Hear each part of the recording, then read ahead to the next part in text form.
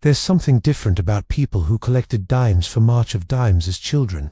In a world where charitable giving happens through apps and online donations, these individuals experienced the most hands-on and personal form of community medical fundraising in human history, and it shaped their psychology in ways that created the most civic-minded and collectively responsible generation ever to exist. Let's start with something that sounds simple but was psychologically profound. Picture yourself at 8 years old, in February of 1953. Your teacher, Mrs. Wilson, stands at the front of your third-grade classroom, holding a large poster with President Roosevelt's picture and the words, "March of Dimes, help fight polio."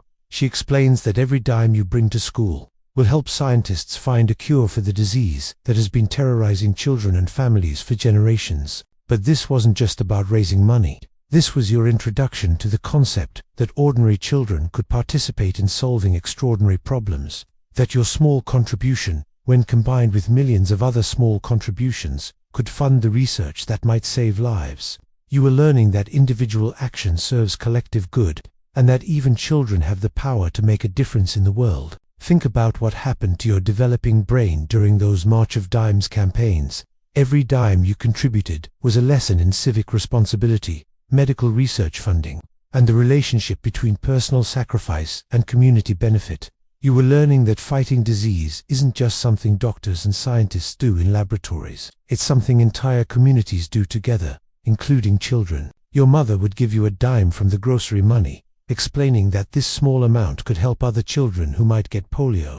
Your father might contribute a dime from his pocket change, saying that everyone in the family should participate in helping find a cure. You were learning that charitable giving is a family value, a community responsibility, and a personal choice that reflects your priorities about helping others. This created what philanthropic psychologists call participatory charity. Psychology. Unlike modern charitable giving, where adults write checks or click donate buttons privately, the March of Dimes taught you that charity could be visible, communal, and age-appropriate, that children could be meaningful participants in adult efforts to solve serious problems. But here's what made the March of Dimes experience psychologically profound. Beyond just charitable giving, you were participating in medical research funding during the most hopeful and urgent period of polio research. Every dime you contributed might literally help pay for the laboratory work that could lead to a vaccine.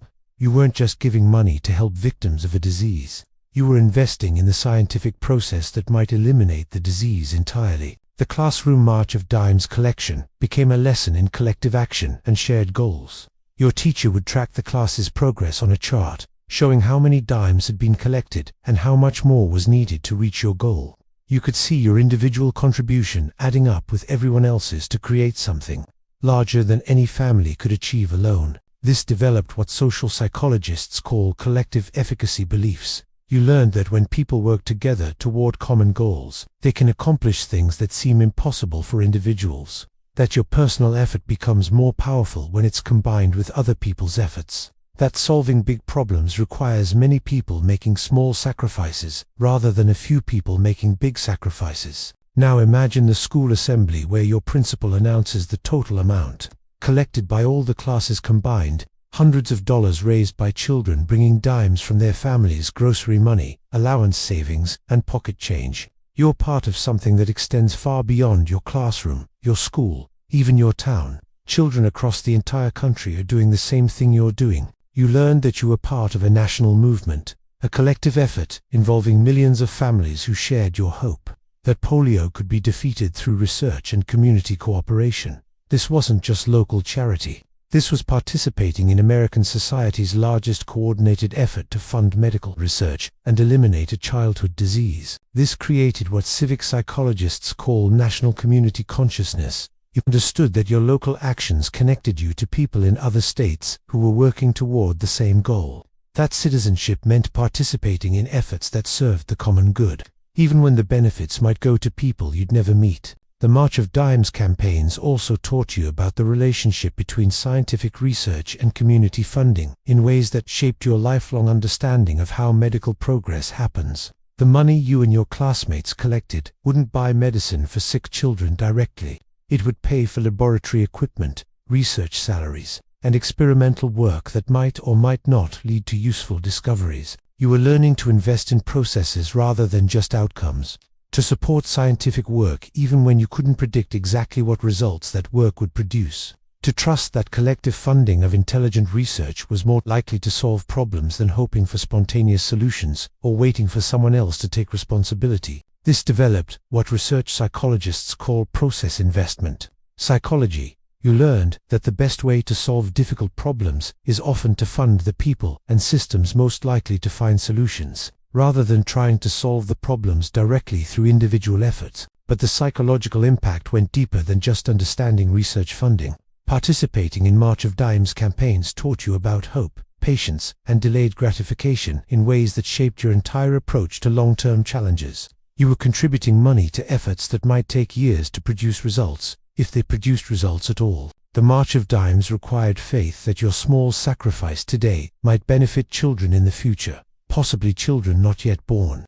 You were learning to act on behalf of future generations rather than just immediate needs, to make decisions based on long-term community benefit rather than short-term personal benefit. This created what generational psychologists call intergenerational investment psychology. You learned that the best charitable giving serves people you might never meet, in circumstances you can't predict, through processes that might take longer than you want to wait. The classroom discussions around March of Dimes collection also became lessons in medical science, community health, and the relationship between individual behavior and collective well-being. Your teacher would explain how polio spread, why research was necessary, and how vaccines worked to prevent disease rather than just treat it after it occurred. You were getting an education in public health, scientific method, and community disease prevention at an age when most children today learn nothing about medical research or public health policy. You understood that preventing disease required community-wide cooperation, scientific research, and individual responsibility for collective health outcomes. This developed what public health psychologists call community health consciousness. You learned that your health depended not just on your family's choices, but on your community's choices about research funding, disease prevention, and collective medical care. That participating in community health efforts was both a privilege and a responsibility of citizenship. Years passed. The polio vaccine was developed, tested, and distributed. The March of Dimes had succeeded in funding the research that eliminated polio as a childhood threat. You had been part of the most successful community-funded medical research effort in human history, and you had participated as a child by contributing dimes from your allowance and your family's pocket change. But something from those March of Dimes campaigns stayed with you forever. An understanding that ordinary people can fund extraordinary solutions through collective action. That scientific research serves community benefit when it's supported by community investment. That even children can be meaningful participants in efforts to solve adult problems. Decades later, when medical research funding becomes a political issue, or when communities face new health challenges, you understand the relationship between citizen participation and scientific progress in ways that younger generations often don't. You've experienced firsthand how community funding can produce medical breakthroughs that benefit everyone. Now imagine trying to explain to your grandchildren what it was like when children participated directly in medical research funding. How bringing dimes to school wasn't just charity, it was citizenship. How your small contribution was part of the effort that eliminated polio as a threat to childhood. How community investment in science produced one of the greatest medical triumphs in human history. This isn't nostalgia for simpler charitable giving. This is recognition of a fundamentally different relationship with civic responsibility, medical research funding, and collective problem solving. You learned that citizens can and should participate in funding the research that serves community health. That children can be meaningful contributors to adult efforts to solve serious problems. When modern society struggles with medical research funding, public health cooperation, or community responses to health challenges, you carry knowledge about what's possible when people work together. You know that collective investment in intelligent research produces better outcomes than hoping problems will solve themselves or waiting for someone else to take responsibility. Your March of Dimes childhood taught you that citizenship includes participating in efforts that serve future generations. That scientific research deserves community support because it serves community benefit, that the difference between hoping for solutions and creating solutions is often just collective action by ordinary people making small sacrifices for extraordinary goals. Those dimes you brought to school weren't just charitable donations, They were investments in the kind of world you wanted to live in, contributions to scientific progress that served human well-being, and expressions of faith that collective action by ordinary citizens can solve problems that seem impossible for individuals to address alone. Drop a comment and share your March of Dimes memory. Do you remember collecting dimes at school? How did your family talk about contributing to polio research? What did you learn about scientific research and community responsibility? And if this resonated with you, hit like and subscribe, because we dive deep into the psychology that explains how your unique civic participation experiences shaped the remarkable community consciousness and collective responsibility you carry today. See you next time.